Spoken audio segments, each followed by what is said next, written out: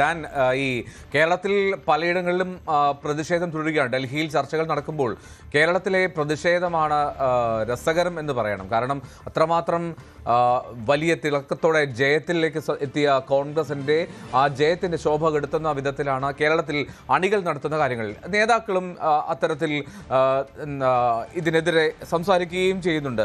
കർശനമായിട്ടുള്ള നിർദ്ദേശമുണ്ട്, ഇത്തരം പ്രകടനങ്ങൾ പാടില്ല എന്നൊക്കെ. പക്ഷേ എന്നിട്ടും ഇങ്ങനെ തുടരുന്ന സാഹചര്യം അത് എങ്ങനെയാണ് നേതൃത്വം നോക്കിക്കാണുന്നത്? തിരുവനന്തപുരത്ത് കഴിഞ്ഞ ദിവസം വി.ഡി. സതീശന് വേണ്ടി നടത്തിയ പ്രകടനത്തിനിടെ ഉമ്മൻചാണ്ടിയുടെയും കെ.സി. വേണുഗോപാലിൻ്റെയും ഒരുമിച്ചുള്ള ചിത്രത്തിൽ കരിയോയിലൊഴിച്ച് അത് വലിച്ചു കീറുന്ന തരത്തിലേക്ക് കാര്യങ്ങൾ മാറിയതോടെയാണ് ഈ ഐക്യദാർഢ്യ പ്രകടനങ്ങൾ അത് അക്രമാസക്തമാകുന്ന തരത്തിലേക്ക്, അല്ലെങ്കിൽ അത് ചേരി തിരിഞ്ഞുള്ള ഒരു നേർക്കുനേർ ഏറ്റുമുട്ടലാകുന്ന തരത്തിലേക്ക് കാര്യങ്ങൾ എത്തിയിരിക്കുന്നത്. അതിന് പിന്നാലെ എ ഗ്രൂപ്പ് നേതാക്കൾ പ്രവർത്തകരുമൊക്കെ സംഘടിക്കുകയായിരുന്നു. അങ്ങനെയാണ് വി.ഡി. സതീശൻ്റെ ഫ്ലെക്സുകൾക്ക് മുകളിൽ കൂലിക്ക് ആളെ ഇറക്കിയാൽ പേടിക്കുമെന്ന് കരുതേണ്ട എന്ന തരത്തിലുള്ള പോസ്റ്ററുകൾ വി.ഡി. സതീശൻ്റെ ഫ്ലെക്സ് ബോർഡുകൾക്ക് മുന്നിൽ പതിച്ചിരിക്കുന്നത്. അതോടൊപ്പമാണ് ഉമ്മൻചാണ്ടിയുടെ ചിത്രം എടുത്തു വെച്ചുകൊണ്ട് ഉമ്മൻചാണ്ടിയെ പിന്നിൽ നിന്ന് കുത്തിയവർക്ക് കാലം മാപ്പ് കൊടുക്കില്ല എന്ന് പറയുന്ന ഫ്ലെക്സ് ബോർഡുകൾ തിരുവനന്തപുരത്തടക്കം വെള്ളയമ്പലത്തും വഴുതക്കാടും സെക്രട്ടേറിയറ്റ് പരിസരത്തുമൊക്കെയായി വലിയ തരത്തിൽ സ്ഥാപിച്ചിരിക്കുന്നത്. വലിയ തരത്തിലൊരു ഫ്ലെക്സ് യുദ്ധമായി മാറുന്ന സാഹചര്യമാണ്. എന്തിനേറെ പറയണം, കോൺഗ്രസിൻ്റെ ദേശീയ അധ്യക്ഷൻ്റെ വസതിക്ക് മുമ്പിൽ വരെ കെ.സി. വേണുഗോപാലിനെതിരെയും അനുകൂലിച്ചുകൊണ്ടുള്ള ഫ്ലെക്സ് ബോർഡുകൾ ഉയർന്നിരിക്കുന്ന ഒരു സാഹചര്യം.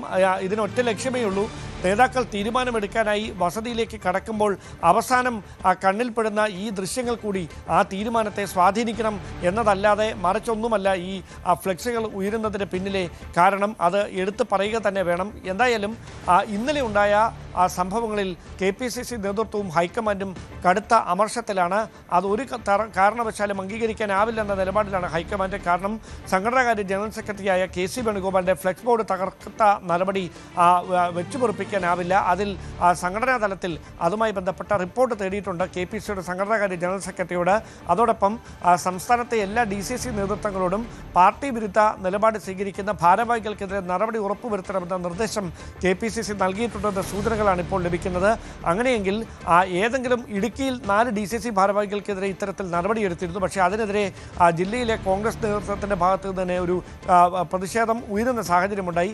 അങ്ങനെ ഒരു പശ്ചാത്തലത്തിൽ കൂടുതൽ നേതാക്കൾക്കെതിരെ പരസ്യ പ്രകടനവുമായി രംഗത്തെത്തിയതിൻ്റെ പേരിൽ പാർട്ടി തലത്തിൽ സംഘടനാ തലത്തിൽ നടപടിയെടുത്താൽ അതുണ്ടാക്കാൻ പോകുന്ന ഒരു പൊട്ടിത്തെറി ചെറുതായിരിക്കില്ല. ഈ വലിയ വിവാദങ്ങൾക്കിടയിലാണ് ഹൈക്കമാൻഡ് കർശനമായ മുന്നറിയിപ്പ് KPCC നേതൃത്വത്തിന് കൈമാറുകയും ചെയ്തിരിക്കുന്നത്. പരസ്യ പ്രതിഷേധങ്ങൾക്ക് നേതൃത്വം നൽകുന്ന സംഘടനാ ഭാരവാഹികൾക്ക് DCC ഭാരവാഹികൾക്ക് എതിരെ നടപടി ഉണ്ടാകുമെന്നൊരു മുന്നറിയിപ്പ് കൂടിയാണ് ഹൈക്കമാൻഡിൻ്റെ ഭാഗത്തു നിന്ന് ഉണ്ടാകുന്നത്. എന്തായാലും ഇന്ന് വൈകുന്നേരത്തിനകത്ത് തീരുമാനം ഉണ്ടാകുമെന്ന ഒരു ആകാംക്ഷയിലാണ് രാഷ്ട്രീയ കേന്ദ്രങ്ങൾ. അതുകൊണ്ട് തന്നെ അവസാന നിമിഷവും തങ്ങൾ മുമ്പോട്ട് വെക്കുന്ന പേരിന് അനുകൂലമായ ഒരു നിലപാട് ഹൈക്കമാൻഡിൻ്റെ ഭാഗത്ത് നിന്ന് ഉണ്ടാകാനുള്ള സമ്മർദ്ദ നീക്കമായാണ് ഇപ്പോൾ ഈ ഫ്ലെക്സ് ബോർഡ് തെരുവിലേക്ക് വ്യാപിച്ചിരിക്കുന്നത്.